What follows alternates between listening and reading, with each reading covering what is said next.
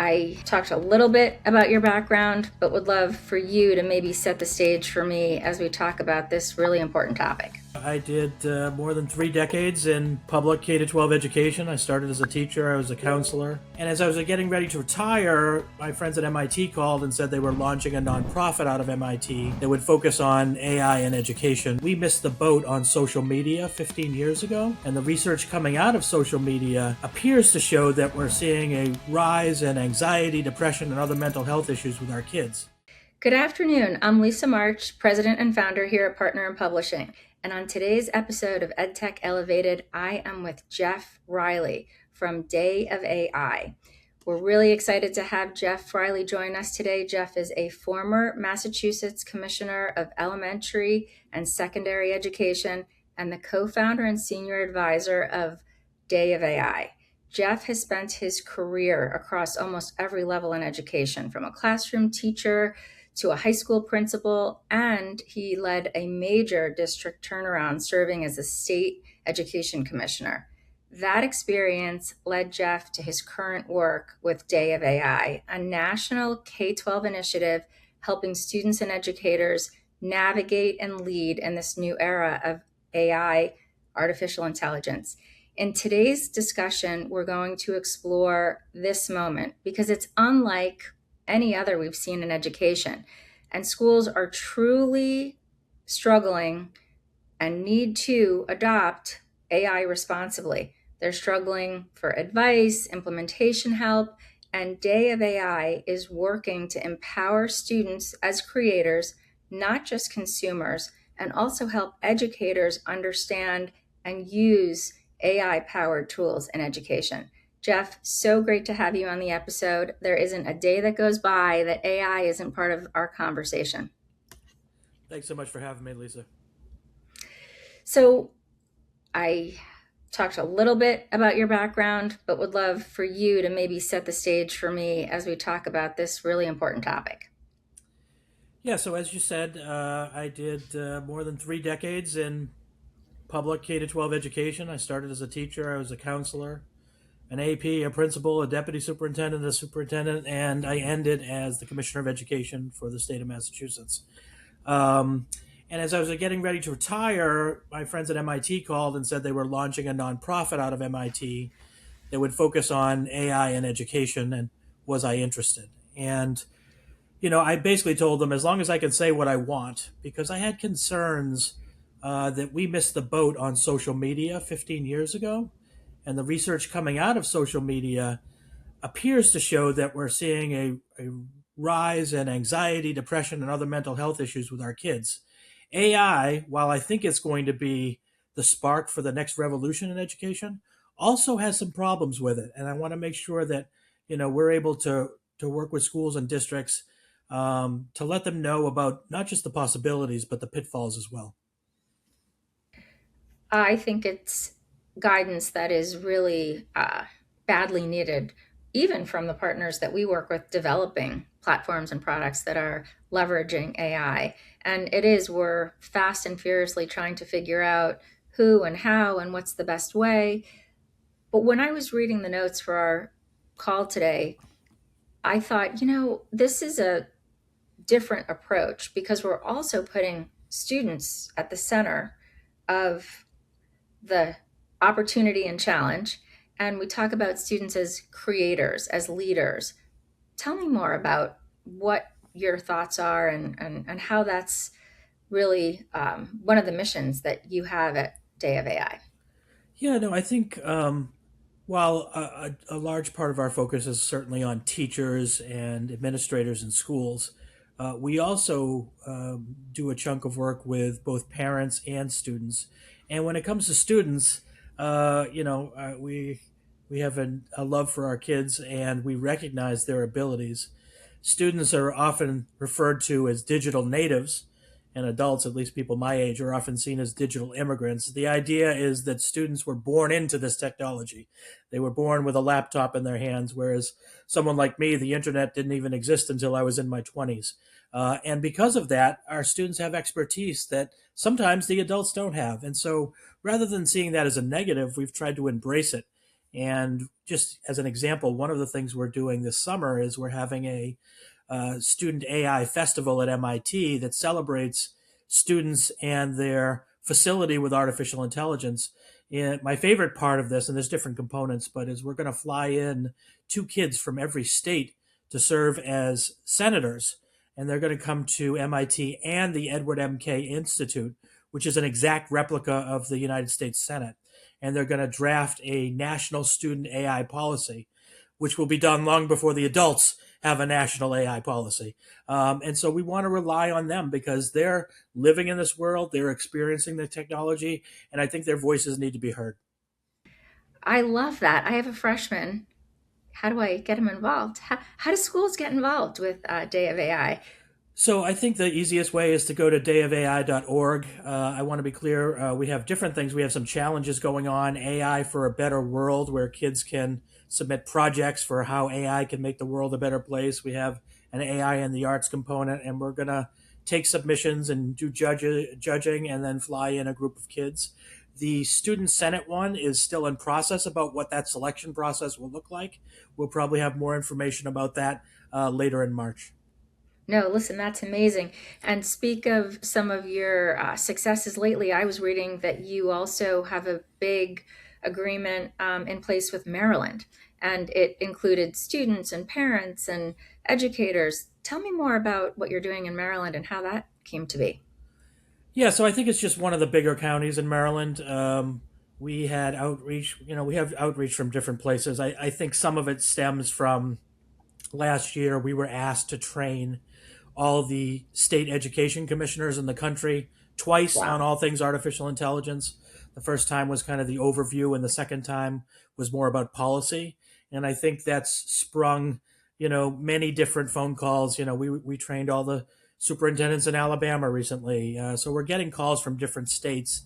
Maryland is, where we got one of the big counties has reached out to us and wants to do work. And while the details are still being worked on, I guess what it underscores is this idea that schools are, at a point where they really want to learn about this, and they want to do it though from a trustworthy source. And I think, given my background of 3 decades in public education, and given the reputation of MIT, and the recognition that we're a nonprofit, we're not here to make money, we're here about the students and the kids. I think people are calling on us as a trusted source. There's a lot of hesitancy out there because of social media and the big tech companies. And so schools and districts want to make sure that they're hearing from people that have been in the field and that they trust as they begin to set up the policies and then purchase products from the tech companies. Interesting. So, would you say that is one of the things that are grappling the most with is educator professional development, parent involvement, students using AI responsibly? Tell me a little more about there's so many complexities and you have this amazing background and now you're really in the weeds with educators and administrators trying to understand what it is, what comes first, what advice can you give us and the educators who are going to be listening to this? Yeah, I mean, I think when we work with districts, there's a real urge a lot of times to jump right ahead to this idea, oh, we need to have an AI policy at our school committee. And we actually don't recommend that. We actually recommend that you start, for instance, at the high school in your student handbook with policies for high school kids, where a lot of the consternation is happening with cheating and everything else. And so when we work with school districts, we tell them start from a statement of values. You value academic integrity? Great. Then in your policy for your student handbook, you need to have a kid disclose if they're going to use an AI bot for their work, and or you need a teacher to disclose if they want them to use an AI bot or not for their work. And just begin the process, dip your toe in the water. The reality is school committee policies, when they get formed, are typically set up for 10 or 20 years. Because AI is moving so rapidly, you'd have to probably change your school committee policy every 6 months to keep up with it. That's why we're recommending kind of a simpler approach where you start in an area that is needed at the high school level and begin the process of getting involved with AI as you see what your community values, but also see how the technology unfolds. Boost your company's digital presence with Partner in Publishing. We leverage proven strategies to expand your reach and increase sales. Whether you're a startup or an established business, we tailor our digital marketing strategies to meet your specific needs. From search engine optimization and high conversion digital ads to organic social media and targeted email marketing, we employ essential marketing strategies to achieve your mission and deliver impactful results. Partner with us to meet and exceed your sales and marketing goals and stand out in the education sector. Learn more at partnerinpublishing.com.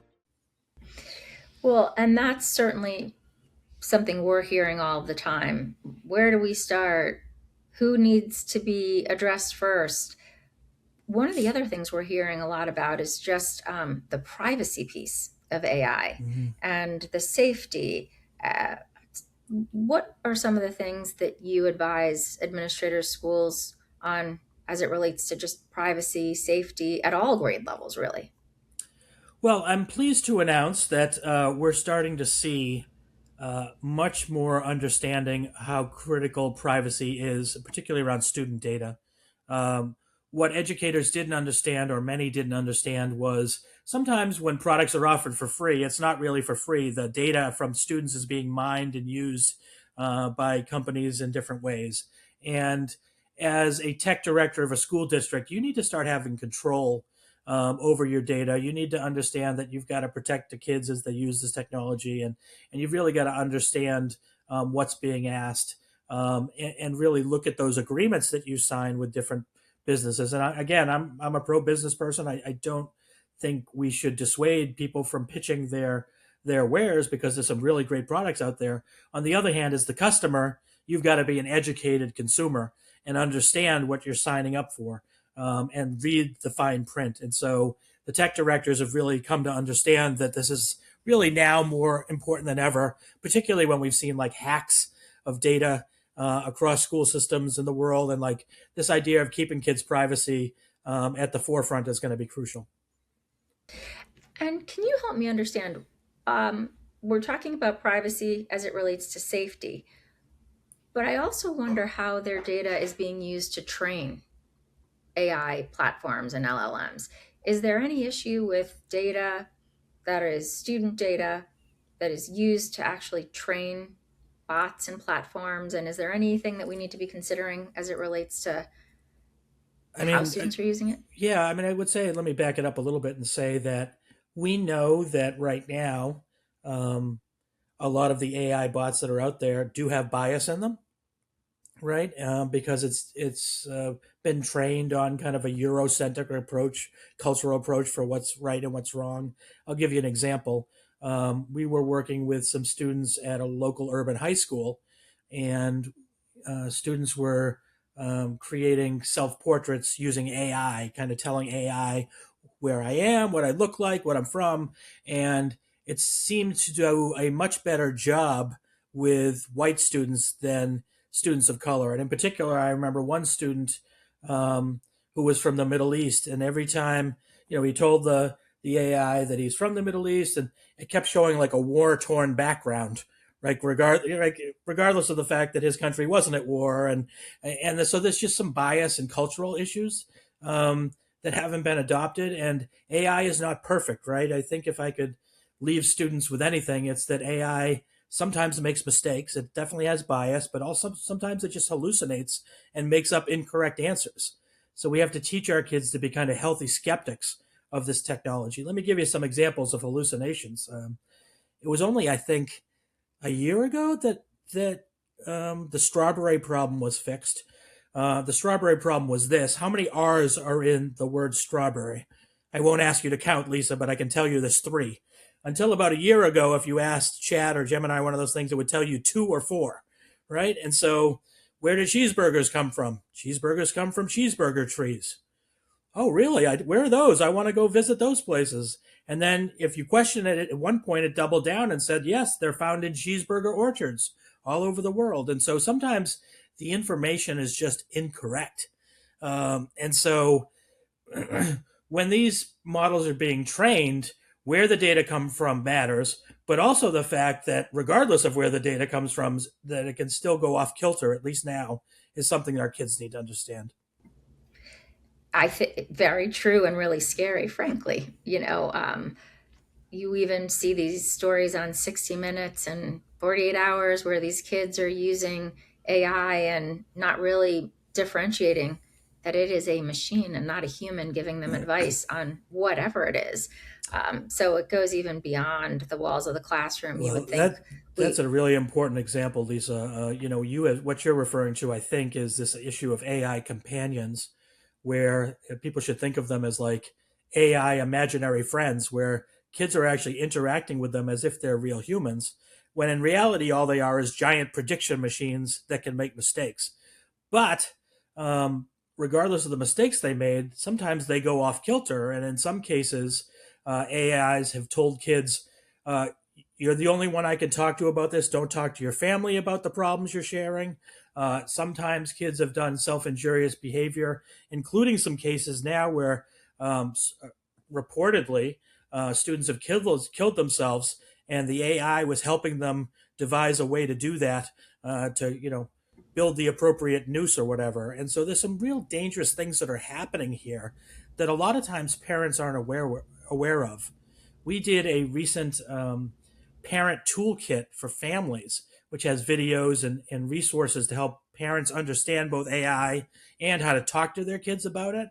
And we built that because Common Sense Media, who we collaborated with on this project, had done a study that showed right now about 70% of high school kids are using an AI companion or its equivalent, but only 30% of parents know their kids are using any kind of AI whatsoever. So there's a real gulf between what parents think kids are doing and what kids are actually doing.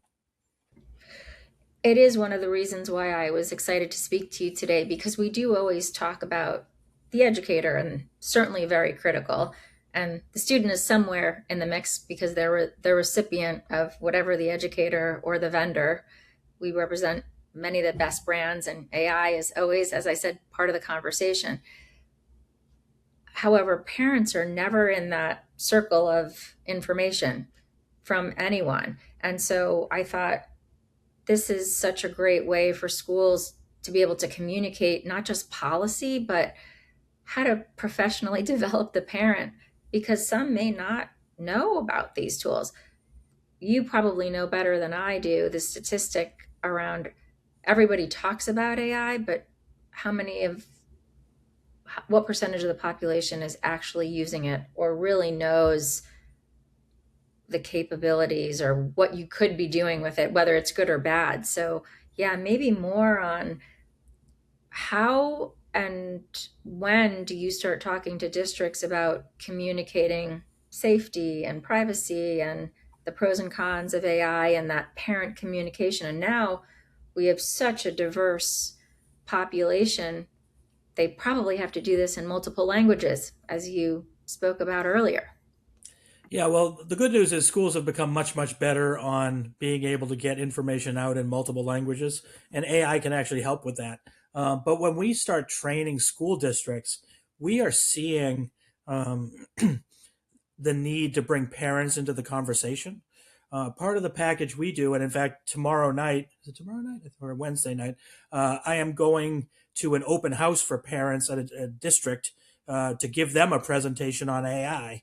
In addition to us training their teachers, they're asking me or a member of my staff to come out and train the parents as well. Because in the past, people used to kind of be in silos, right? The schools were a silo, the parents were a silo, and sometimes I would argue even vendors were kind of a silo. But now more than ever, this idea that we're going to have to be together on this and communicate is going to be critical, and parents can't be left out of the loop.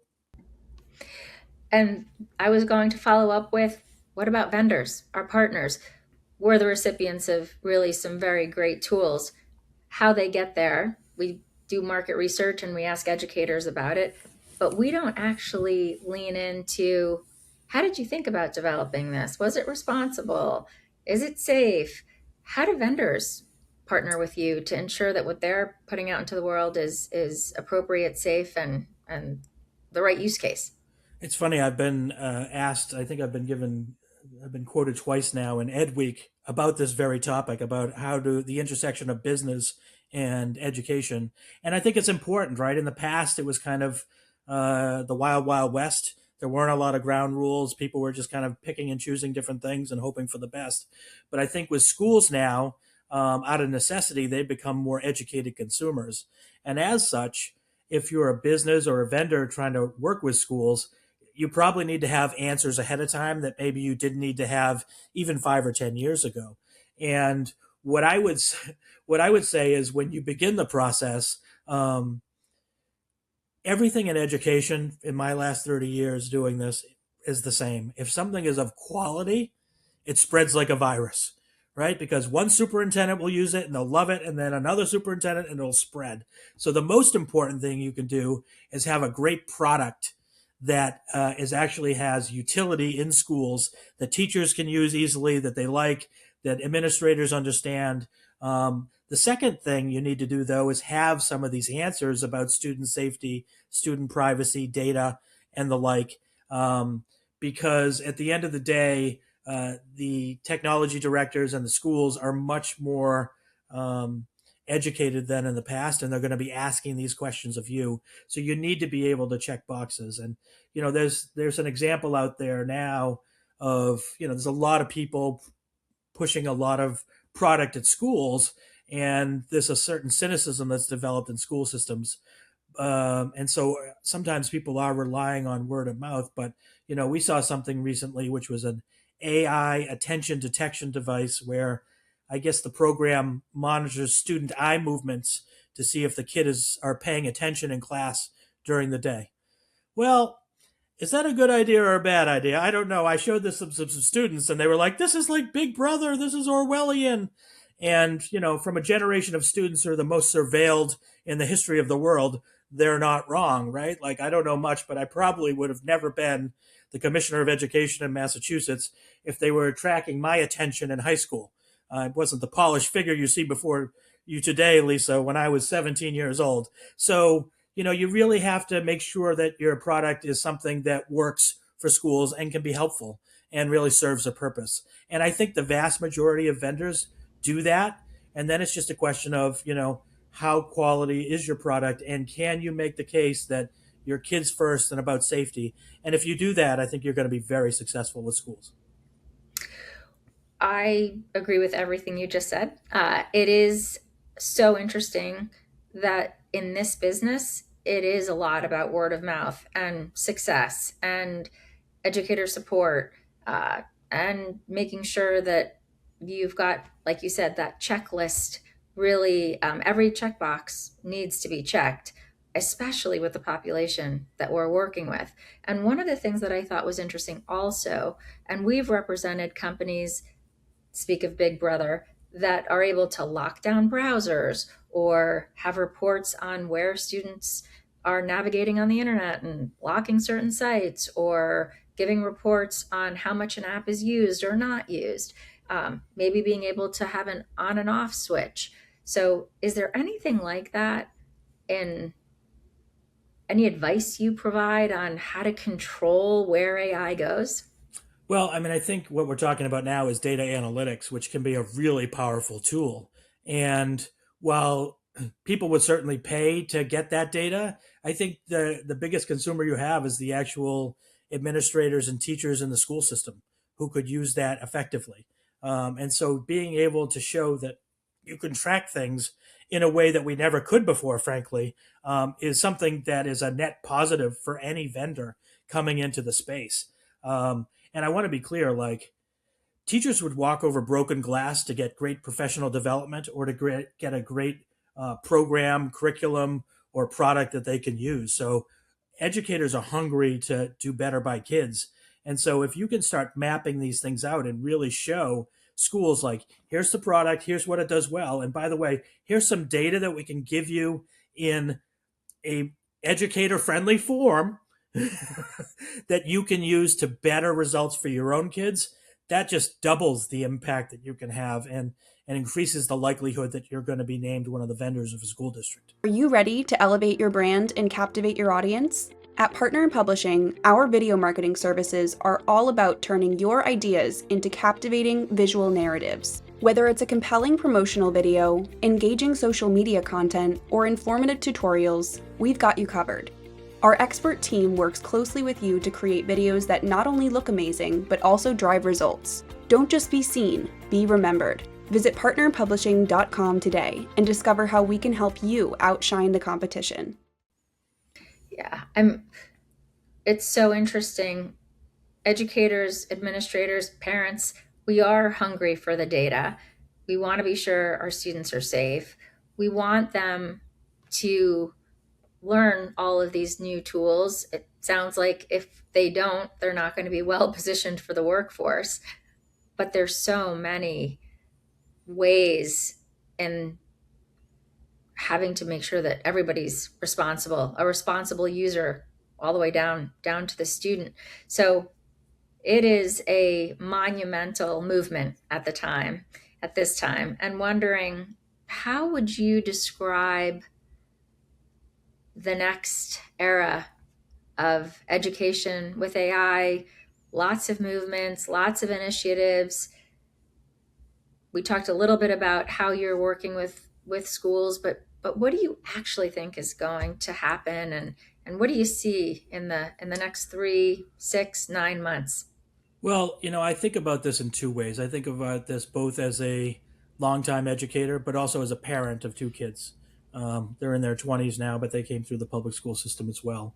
And in education, we usually talk about the three R's: reading, writing, and arithmetic. We're kind of stretching the spelling on the last R, but I think now when I speak to parents, I talk to them about the four R's. It's reading, writing, arithmetic, and artificial intelligence skills. Because I don't think AI is going to replace humans, although I do think certain sectors are going to be impacted greatly as far as the workforce goes. But I do think in the future, people with AI skills are going to replace those people without AI skills. And if that's the case, it's incumbent upon us for our kids to really have a deep AI literacy and understanding of how to use these tools. And if we do that, I think our kids will be well positioned in this future economy, whatever direction it goes in, not just from a national basis, but from a world basis. And to that point, I would say, if you're an educator, this may not mean as much to people that are in the business world, but PISA, which is an international assessment which compares us to other countries in things like science and reading and math, in 2029 is going to create a discrete AI literacy test for the first time. And it's going to be embarrassing if the United States, which most people agree was the country that founded AI, not everybody, but most people agree that we're a big driver of its origins, winds up being number 29 in the world for our students on AI literacy, right? Like, we need to make sure, in some ways, this is our Sputnik moment, that our kids really have this background that they need, so that they can be successful in the future. And so, as both a longtime educator and a parent, that's how I think about this. With that said, we've got to be cautious in how we do it. We want our kids to do this safely.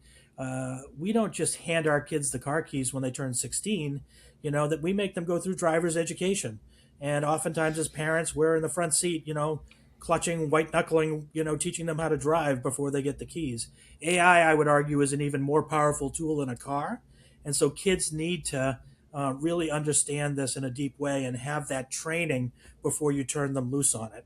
The other thing I would say is, and that's something that is not talked about a lot, is there's a real danger to AI in that we kind of give up our own agency and that we leave everything to this technology instead of doing the hard work ourselves. And I think of, a kid's brain as being a muscle, and it needs to be exercised. And as such, kids need to have a real background of information in their own brains, in their own DNA, in order to use AI effectively. Because if they just take what they get from AI verbatim, there's a real danger to that in their brains. If they don't use their brains to work and think critically about this, there's a danger to that.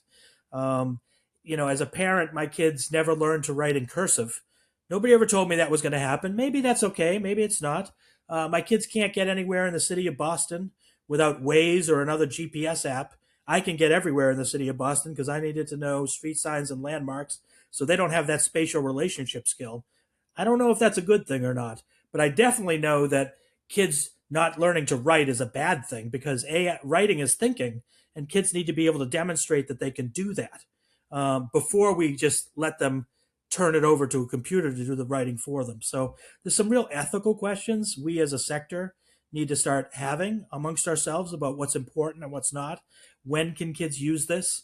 We believe that we can teach kids about AI from, really pre-K on, but a lot of times in an analog way where they never even have to touch a piece of technology. And then probably as they get to late middle school, early high school, they can be more conversant with the tools. But we want them to have a knowledge base at the very beginning so that they can use these tools effectively. I have ChatGPT on my phone and I fight with it at least twice a day, right? Because I know it's wrong, because I have the background information to know that it's not telling me the right stuff. And sometimes I call ChatGPT on it and then it apologizes to me, right? So it's just like, this is not a perfect system. And you've got to have your own, you can't just give up your own agency and turn it over to these computers, which sometimes aren't giving you the best results. Agreed. And one of the things that I also found so compelling about your work is it's research led and movement minded, right? And I do think we need to have a follow up episodes with you. We talked a lot about safety, but really there's so much more here, right? And that is, okay, now that we know they're safe, let's make sure that they're still learning and they are learning critical thinking and they know what it is to have agency and they've got the background to make good decisions. I think that is probably a whole series. But wondering, as educators and our partners hear our podcast, look for the services that you offer at Day of AI, how do we get started? What do you suggest some of our partners and our educators do? And my goodness, how big is your team and how are you deployed? Yeah. Well, we're small but mighty, and we're all over the country and all over the world. When I speak to educators about this, I show them 3 slides, and the first is a tidal wave slide with the guy trying to hold back the tide, and in the second slide, it's the guy buried his head in the sand, and the third slide is the guy surfing the wave. And what I tell teachers is, I'd like you to go surfing, but even before that, let's just dip our toe in the water. And I know we've talked about some of the negatives about AI now, but I'd like to just briefly touch on the positives, which is AI can make teachers' lives easier so they can get back to the business of building engaging, exciting lessons. And this is what I'm most excited about. I think AI is going to start a new era of reform, a new movement that will replace the era of ed reform that we just came through, which had some pluses and minuses. But I think there's going to be a new revolution that's going to make teaching exciting, engaging, and fun again, and make students be more excited about school again, because we're going to be able to differentiate and personalize instruction in a way we never could before. And because we're going to allow teachers to, God forbid, teach and take away a lot of the administrative minutia that we've saddled them with for the last 30 years. So it's an exciting time. That's another episode. We spend a lot of time working with higher ed institutions. School of Education is one of the most popular, biggest schools we service.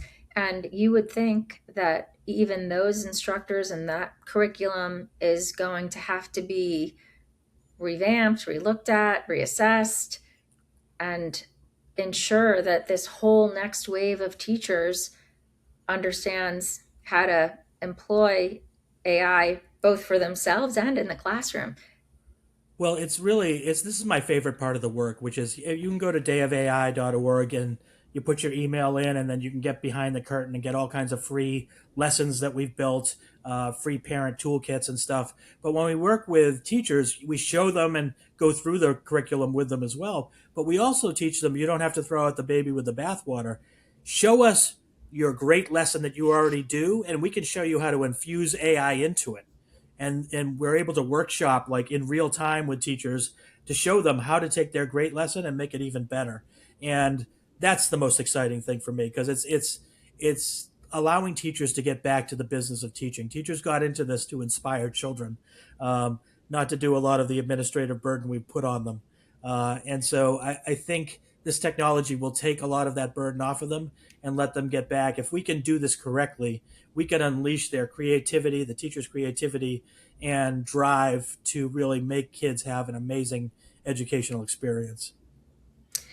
Agree. We have been at the center of going from print to digital, and that seemed monumental. And then COVID came, and it was the tidal wave. It was like, you are not in school tomorrow, and everything you ever knew about standing up in front of a class and handing out papers or using a textbook and using print, it doesn't mean print goes away, but it means that for now it's all digital. And we thought that it was just never going to happen, and here we are. I've never seen any of my kids with a book again. So it'll be interesting to see just, how this transition happens.